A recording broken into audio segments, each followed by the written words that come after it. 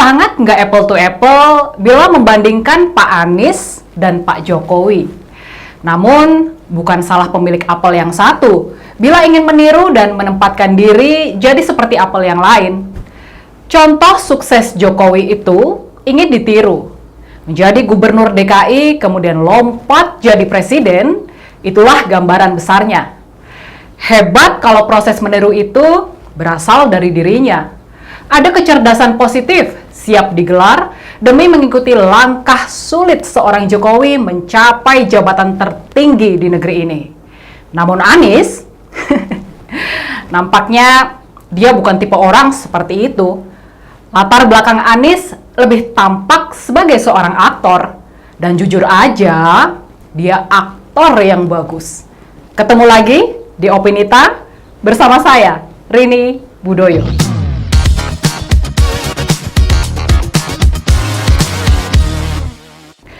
Dia cerdas ketika menjadi peran. Dia mampu menjadi apa saja dengan totalitas perfect. Skenario itu pada akhirnya harus kebuka.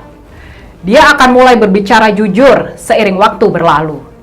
Yang satu berangkat dan dimulai dari bawah, dan yang lain dari atas. Itu adalah apa yang terlihat semakin benderang sebagai akibat logis. Tak ada yang dapat bersembunyi dari waktu. Ketika harus menduduki tahta DKI 1, fenomenalnya Jokowi sebagai seorang wali kota di Solo jelas sangat dibutuhkan. Butuh kemustahilan dengan sistem politik kita saat itu. Itu DKI. Itu posisi gubernur paling bergengsi di Indonesia. Lebih mustahil lagi ketika jabatan presiden ingin segera ditujunya. Itu seperti mustahil bagi seorang Jokowi. Namun, ketika hal itu ternyata benar terjadi, jawaban paling masuk akal adalah rakyat menginginkannya. Hanya itu jawaban yang mampu menjadikan jembatan bagi jurang kemustahilan atas langkahnya menjadi presiden pada 2014 silam. Kurang lebih, Jokowi adalah wajah rakyat. Cerita sukses itu ingin dibuat ulang. Jakarta yang harus Anies rebut sebagai tahap awal butuh skenario matang.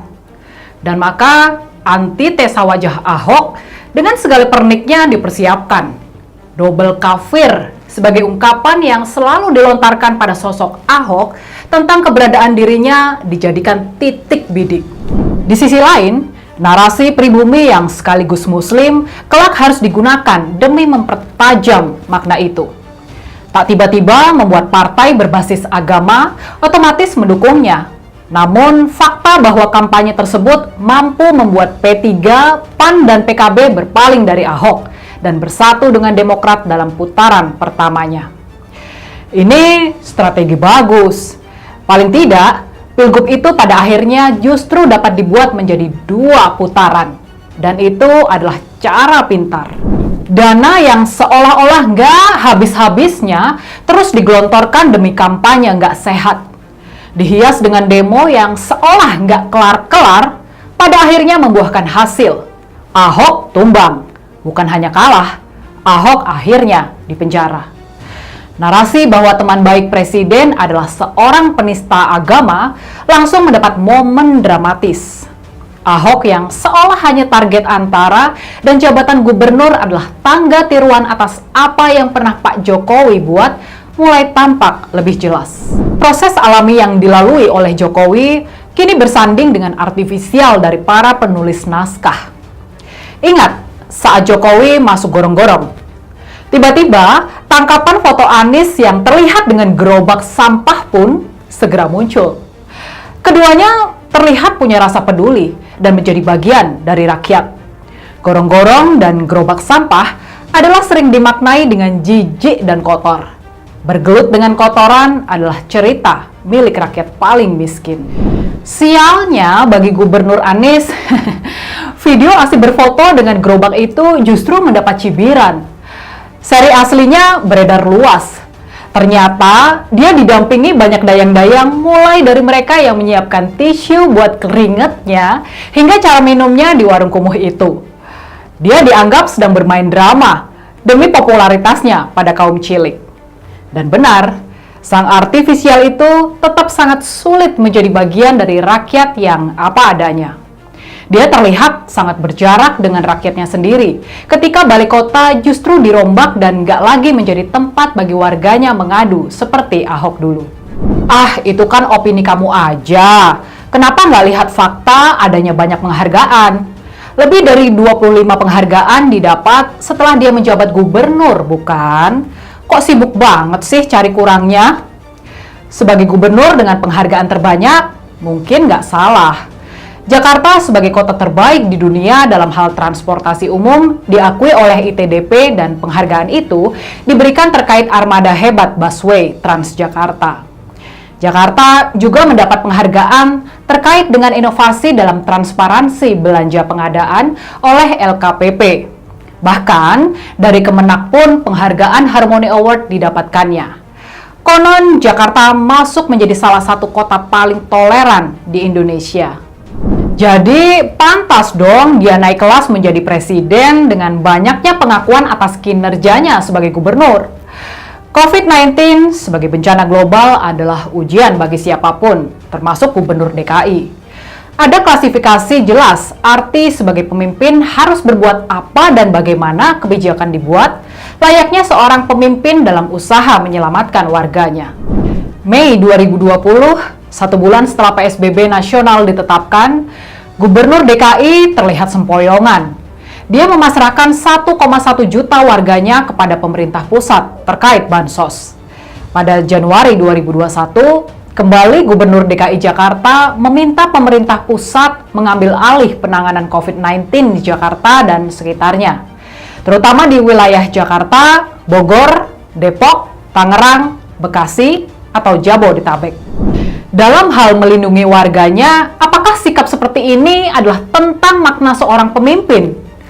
Ada banyak celah dapat dibuat debat di sana. Spektrum dan gradasi warna sebagai tolak ukur makin terlihat kontras. Sepertinya dia bukan orang seperti yang dulu pernah disampaikan saat awal tampil. Warna diri atas apa yang pernah diceritakan bukan seperti itu. Dia lebih tampak nggak ngerti arti sebagai seorang pemimpin. Dia terlihat lebih senang melempar daripada mengambil tanggung jawab. Dia seperti tak pernah matang di pohon, tapi diperam. Dia dibuat dan dipaksakan terlihat matang demi memikat mata banyak orang. Dalam hal dia ingin menjadi presiden atau dipaksakan oleh kelompok tertentu untuk menjadi presiden, dulu memang punya momen. Tapi hari ini, jauh panggang dari api. Mungkin itu istilah paling tepat untuk disematkan.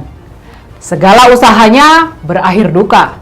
Bedak dan gincu sebagai pemanis wajah udah nggak mampu menyembunyikan wajah di baliknya.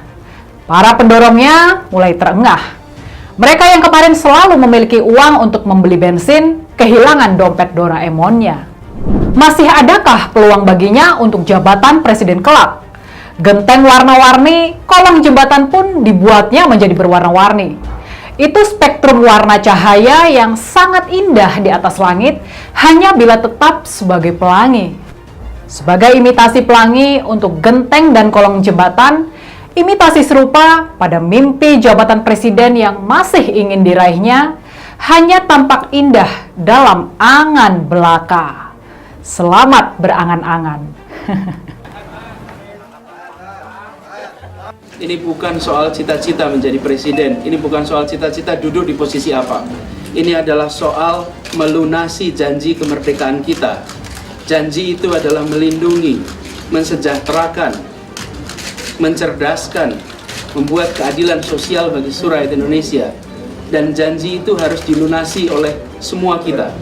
Panggilan dari Komite Konvensi untuk terlibat menjadi calon, saya melihat sebagai panggilan untuk turun tangan, untuk terlibat, untuk ikut melunasi itu. Dan saya mengatakan saya akan luruskan niat, saya akan tegaskan sikap, dan bismillah saya akan menyampaikan siap untuk menjadi calon di dalam konvensi calon presiden Partai Demokrat.